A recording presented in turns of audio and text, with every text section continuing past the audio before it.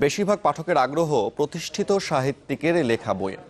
তারপরও নানা বাধা পেরিয়ে আত্মপ্রকাশ ঘটছে নতুন কবি ও লেখকের।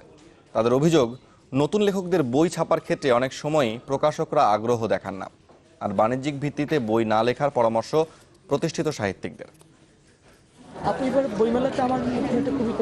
বইটা একটু পড়ে দেখবেন, যদি ভালো লাগে তারপর কিনেন। বইমেলায় মিঠা মামুনের মতো নতুন লেখকরা পাঠক পেলে এভাবেই পরিচিত করাচ্ছেন নিজের বই। তারপরও তাদের লেখায় অধিকাংশ পাঠকের আগ্রহ কম।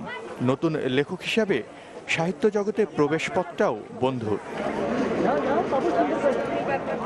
নতুন লেখকদের অভিযোগ, পাঠক প্রকাশক সবাই ছুটছেন প্রতিষ্ঠিতদের পেছনে।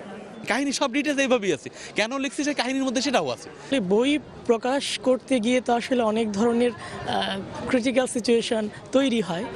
পাঠকরা তো সবসময় লিস্ট করেই আসে যে আমরা বিখ্যাত রাইটারদের করব।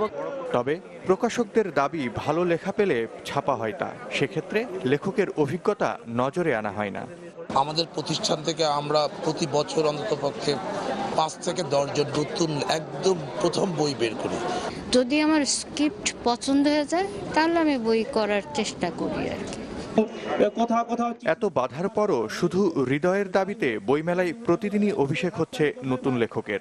অভিজ্ঞদের পরামর্শ, বাণিজ্যিকভাবে নয়, পাঠকের কথা ভেবে গল্প কবিতা লেখার। প্রথম বই খারাপ হলেও এটা প্রকাশ করা উচিত, এবং এটা যে হয় তাতে কোনো ক্ষতি নাই।